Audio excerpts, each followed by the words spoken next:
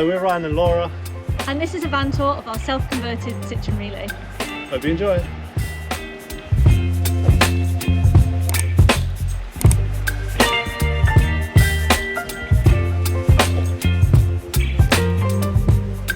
So first off, this is the cab area of the van, and we decided to separate it from the living space as we just wanted two separate areas, and also for security reasons, and because we have a lock on the front door here that we were able to close, and then people can't see into the van as well. So come on through and I will show you the living space. So first things first, on my right here we have our shower. Now when we were researching showers, we found the general consensus was they love having a shower in the van, but they do take up a lot of room and they end up getting used as storage. So what we decided to do to overcome this was to have a shower that folds away.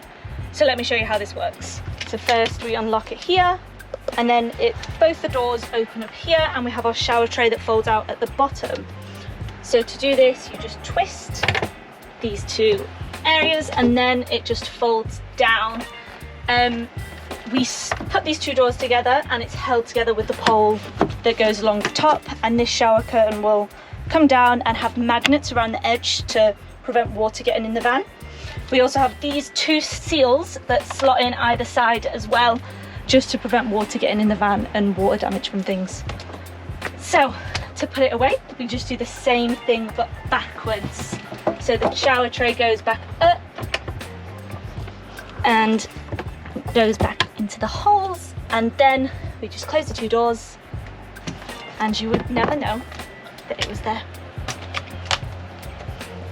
So next up is our bulkhead area and storage. So this is actually the factory bulkhead that came with the van. We just cut a hole out of it to make a front door, as we said, to split off the front and the back. Then up here we have the parcel shelf, which was also the factory one. We just store bedding up here and toiletries in the shelves that Ryan made above. In this back corner we've got a deeper shelf where we store our electrical hookup point connector, and that gets stored there. And then we have these reclaimed scaffolding board shelves as well, just to fit little things on like toothbrushes and plants to make the place look better as well. Up above us we have our max air fan. This brings air both in and out and is great for ventilation and reducing condensation in the van. And then we have our wardrobe next to it. So if we have a look in here, both of us have a shelf each, a drawer each, and we also have our longer clothes stored at the bottom. And there is space at the bottom as well for bags and so on. Behind the wardrobe there is our electrical cupboard, and Ryan's going to talk to you a little bit about that now. So our batteries are underneath the driver's seat.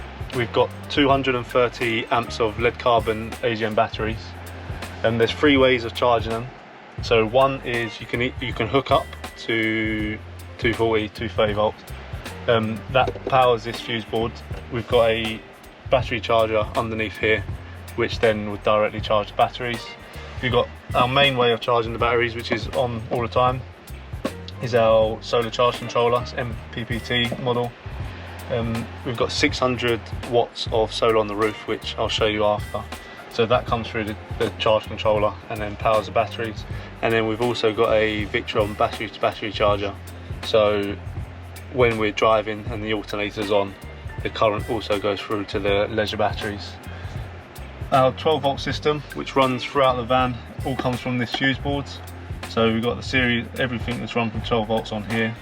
And then the 240 volt sockets, which you can see up the top here. At the moment they're powered from the inverter, which is just underneath this step. But if you hook up to 230, 240 volts, then this automatic changeover switches, and then all the outlets are powered from the hookup that we're on. I could talk about the electrical system for 20 minutes, but that's a short overview of everything we've got. If you want to know more, let me know. So this is our kitchen area. To start off with, we have a walnut butcher block countertop with an insert that doubles as a chopping board and fits just over our sink. On our sink we have our tap that runs both hot and cold water and also has filter points, so we know wherever we are we have fresh, clean drinking water as well. And that connects to our 66 litre underslung freshwater tank too. So moving on to our hob, we have a 2-ring burner hob that is powered by our 38 litre LPG tank that is under the van as well. That also powers our oven and grill that we have. It is a perfect size to fit the pizzas in that we like, and is just enough for the two of us. Next up, our fridge. We have a fridge freezer. We find that in the summer we need ice cream, so our freezer section is perfect to fit our ice creams in, and then we have enough space underneath to store our food.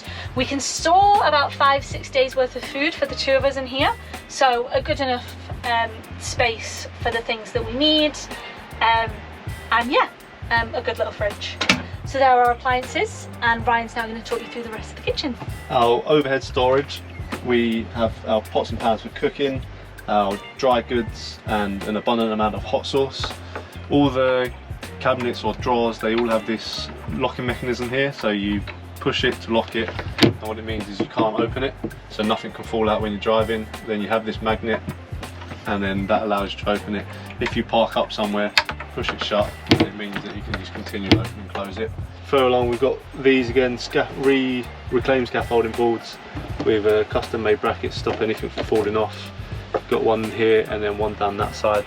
This side holds food goods, and then that side just holds books and miscellaneous sort of stuff. Onto the central compartment. So top one acts as extra countertop space or chopping board, and it has a hole at the back as well.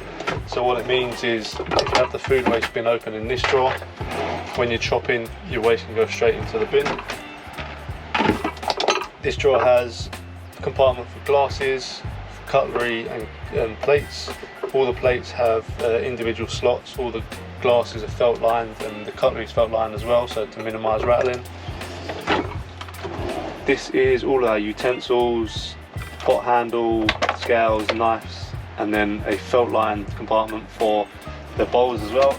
And then the last one in this section is just our bins with extra storage down the side to maximise it as much as possible. And then moving into the toe kick, again just to maximise as much space. This is where we keep all our spices, and then underneath the fridge is just where we keep miscellaneous items like clotheslines and insect repellent. This is our toilet. The initial plan was to try and have the toilet here, so I was going to have the oven fridge, but after I purchased both of them I realised that wasn't possible, so the toilet goes here. It can be removed, so you just pick it up and put it to the other side, but that's where the toilet lives. So the last thing we have in this area is our control panel or utility board.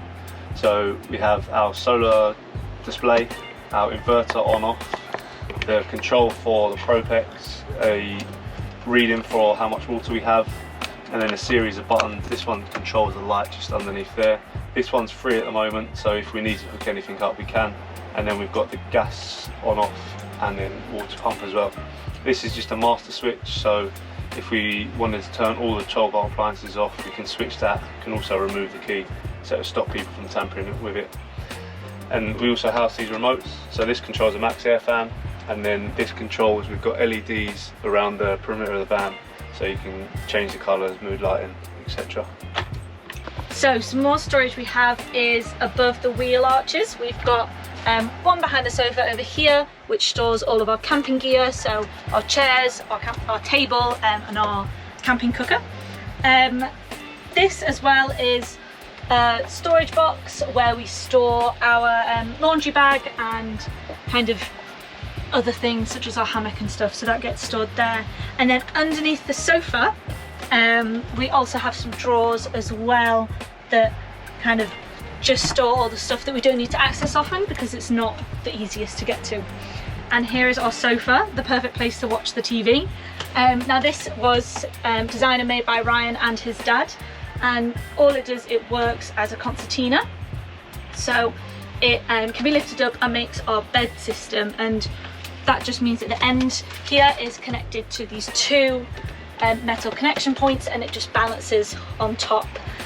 With it being a concertina as well, it also means we can fold it all the way up completely and have all this lovely floor space to work with as well. So let's show you it in bed mode. So this is it when the bed is up. As you can see, it's a lovely size. We managed to keep it as a double widthways. We just lost 2 inches lengthways, but Ryan's 6'1" and he can still just about fit, so perfect there. Lots of room underneath as well. We've managed to have Ryan's sister stay on a single airbed as well underneath, so you can sleep 3 in here. If you do want to see a more in-depth version or video of the bed, do just let us know in the comments and we'll put that together for you. But for now, let's put this away and show you the rest of the van. So I'll quickly show you our table setup. So on the back door, which we currently have open, as a beautiful day in Turkey at the moment, we have this again reclaimed scaffolding board with cladding on the inside. So what it means is when it's on the wall, it ties in, doesn't stand out too much. So we've got the Lagun table system attached to it. What it means is when it's attached in, you can swivel it out the way so you can walk through the van, and then when you want you can sit at the sofa, have your lunch, do work and so on. And then another feature that we incorporated in is there's another mounting point for the leg, so you can move this to the back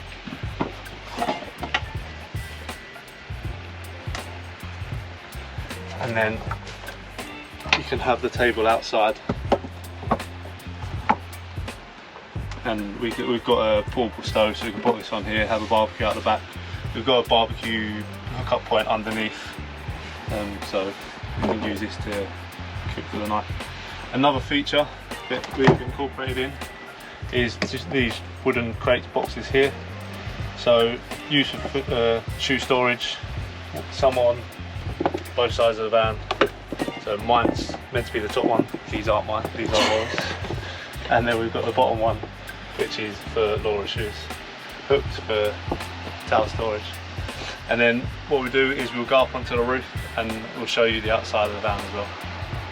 To my right here is our barbecue hookup point, like Ryan mentioned, and our outdoor shower. The outdoor shower is great because it runs both hot and cold, and both of these items are perfect when it's really warm outside and you just want to be outside the van instead. Another thing that we tried to do was make it look as like stealth or incognito as possible. So we didn't want any water points or gas hookup points on the outside of the van. So we designed this board. You've got your water hookup here, your gas hookup here, your grey waste and your fresh waste there.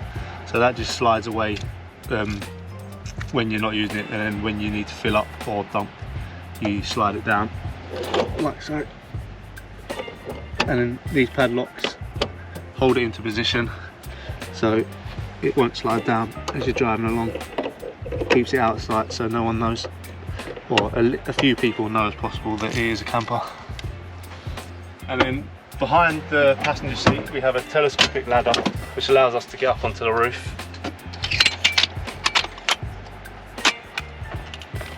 So this is our roof area. We've got it separated into roof decking at the front and solar panels at the back. This roof decking area is just made out of marine ply and then stained to the colour that we wanted it, and fits around our Max air fan. This part of the roof decking lifts up, and what we do is we just attach adjustable straps to the 4 anchor points we have around. And what that means is we can adjust how high or low we have this kind of back area, and then we can sit and admire the view in front of us wherever we are parked up. And then again we just lower it back down and we strap it on either ends with Velcro just to make sure it's secure when we are driving. At the back of the roof we've got two 295 watt panels running parallel, so roughly about 600 watts in total. They're connected via a Y branch underneath, and then they go through the roof at the back and then go into the charge controller at the front, which we showed you. They're a bit dirty at the moment. We've been at the beach for about 3 days now, so they could do with a bit of clean, but this has been more than enough for our needs. We haven't had to hook up once while we've been away. We've been away for about 5.5 months now.